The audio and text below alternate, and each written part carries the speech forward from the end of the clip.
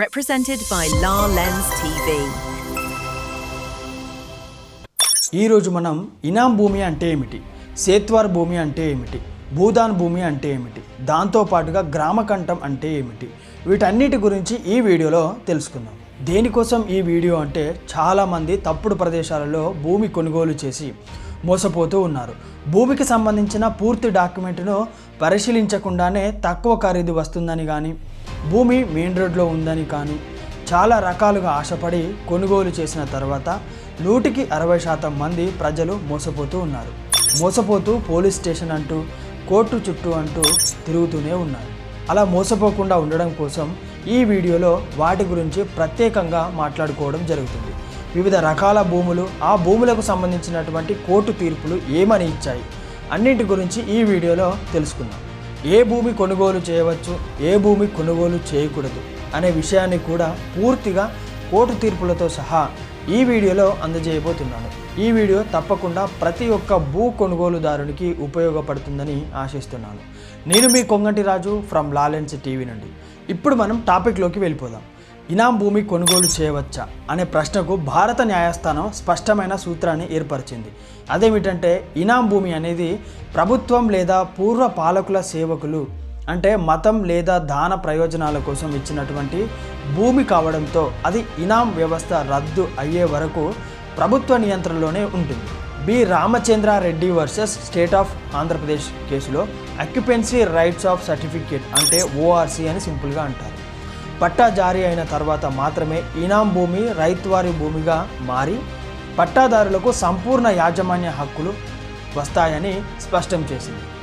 అదేవిధంగా ఆంధ్రప్రదేశ్ హైకోర్టు చిన్న Narayana versus state of Andhra Pradesh 1993లో ఈ కేసు రావడం జరిగింది.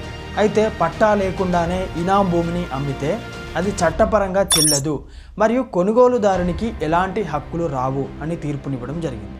అయితే దేవాదాయ శాఖ లేదా మత సంస్థలకు చెందినటువంటి దేవాదాయ ఇనాం భూముల విషయంలో సుప్రీంకోర్టు పి నిత్యానందన్ రెడ్డి 2003లో ఇలాంటి భూములను సాధారణంగా ప్రైవేట్ ఆస్తిలా అమ్మలేము, ఎందుకంటే ఎండోమెంట్ చట్టాల పరిమితులు వర్తిస్తాయి అని స్పష్టం చేయడం జరిగింది ఈ యొక్క కేసులో.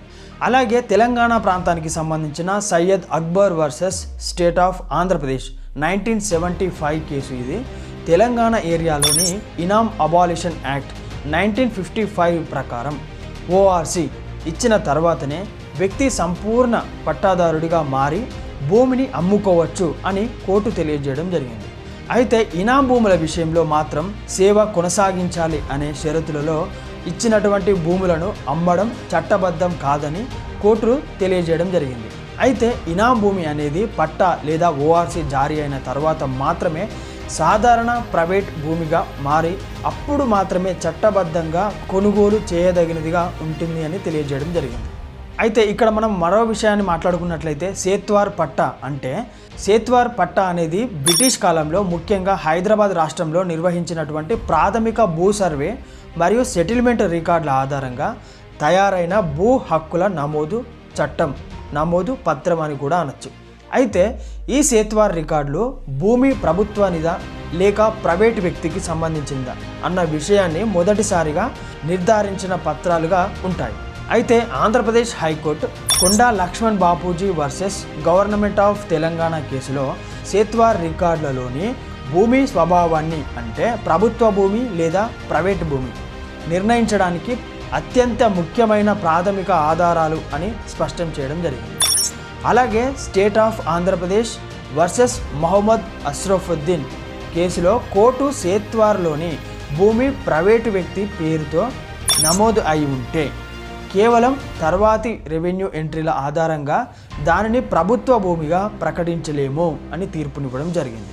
మరోవైపు సుప్రీంకోర్టు ఏం తెలియజేసిందంటే, P Lakshmi Reddy versus state of Andhra Pradesh కేసులో సేత్వార్ వంటి పాత సెటిల్మెంట్ రికార్డులు సంపూర్ణంగా టైటిల్ డీల్ కాకపోయినా కూడా భూమిపై ప్రైవేటు యాజమాన్యానికి బలమైన ప్రాథమిక సాక్ష్యంగా ఉపయోగపడతాయని తెలియజేసింది. అయితే కోర్టు ఒక విషయాన్ని కూడా స్పష్టం చేసింది. సేత్వార్ పట్టా ఒకటే తుది యాజమాన్యానికి పూర్తి ఆధారం కాదు.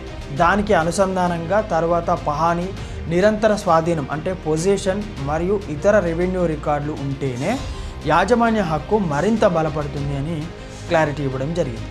అందువల్ల న్యాయస్థానాల యొక్క దృష్టిలో సేత్వార్ పట్టా అనేది భూమి మొదటి నుంచి ప్రైవేటు స్వభావంతో ఉందని చూపించే కీలకమైన చారిత్రాత్మకమైన రికార్డుగా గుర్తించబడింది. ఆచార్య మనోబా భావే ప్రారంభించినటువంటి భూదాన్ ఉద్యమం ద్వారా భూస్వాములు స్వచ్ఛందంగా దానం చేసిన భూమి కావడంతో దానిని స్వభావం అనేది మరియు వినియోగంపై కోర్టు ప్రత్యేకమైన దృష్టికోణం అవలంబించింది.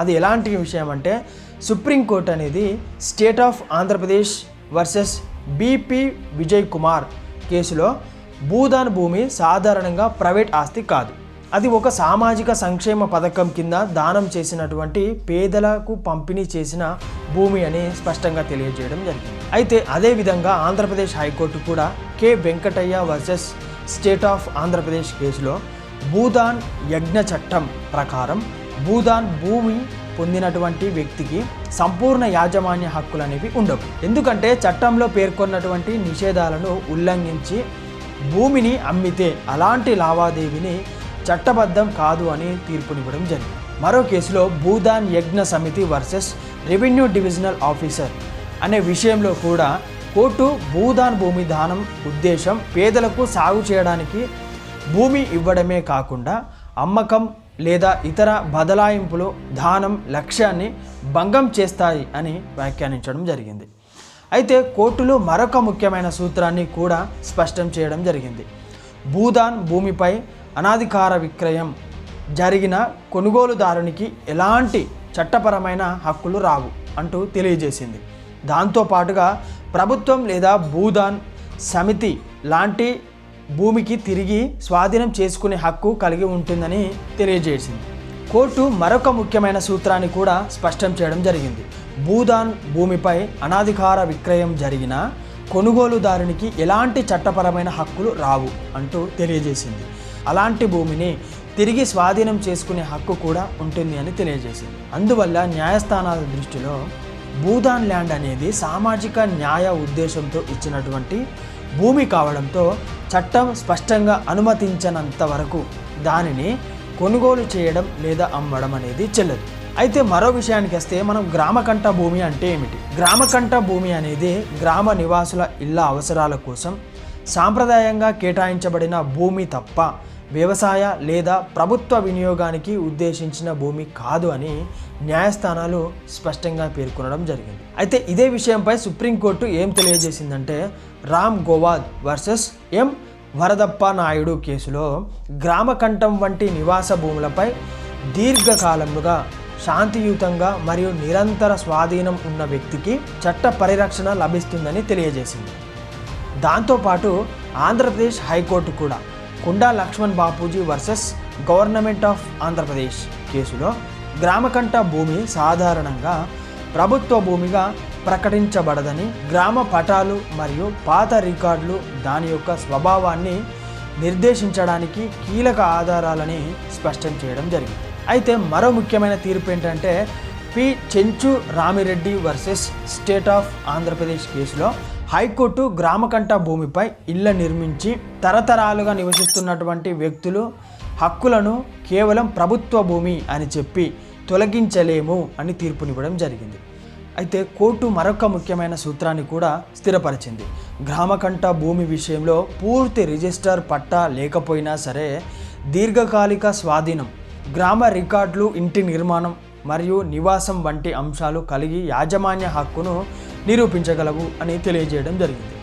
అందువల్ల న్యాయస్థానాల యొక్క దృష్టిలో గ్రామకంఠ భూమి అనేది గ్రామ ప్రజల యొక్క నివాస అవసరాల కోసం ఉంచబడిన ప్రత్యేక స్వభావం కలిగినటువంటి భూమిగా గుర్తించబడింది మరియు దాన్ని యాదృచ్ఛికంగా ప్రభుత్వ భూమిగా ప్రకటించడం చట్టబద్ధం కాదని తెలియజేయడం జరిగింది. ఈ వీడియోలో మనం ఇనాం భూమి అంటే ఏమిటి, సేత్వార్ అంటే ఏమిటి, దాంతోపాటుగా గ్రామకంఠ భూమి అంటే ఏమిటి, భూదాన్ భూమి అంటే ఏమిటి, ఇలాంటి విషయాలన్నీ కూడా ఈ వీడియోలో తెలుసుకోవడం జరిగింది. ఇవన్నింటి విషయాల గురించి ఎందుకు వివరించడం జరిగింది అని అంటే చాలామంది తప్పుడు ప్రదేశాలలో భూమి కొనుగోలు చేసి మోసపోతున్నారు. భూమికి సంబంధించిన పూర్తి డాక్యుమెంట్ను పరిశీలించకుండానే తక్కువ రేటు వస్తుందని కానీ మెయిన్ రోడ్లో ఉందని కానీ ఆశపడి కొనుగోలు చేస్తున్నారు. 160% మంది ప్రజలు మోసపోతూ ఉన్నారు. మోసపోయిన తర్వాత పోలీస్ స్టేషన్ అంటూ కోర్టుల చుట్టూ తిరుగుతూ ఉన్నారు. అలా మోసపోకుండా ఉండడం కోసమే ఈ వీడియోలో ఇవన్నీ విషయాలు తెలియజేయడం జరిగింది, విత్ కోర్టు జడ్జిమెంట్స్తో సహా. ఈ వీడియో మీకు ఉపయోగపడుతుందని నేను అనుకుంటున్నాను. మరో వీడియోతో మళ్ళీ కలుస్తాను. నేను మీ కొంగంటి రాజు ఫ్రమ్ లా లెన్స్ టీవీ నుండి. Thank you.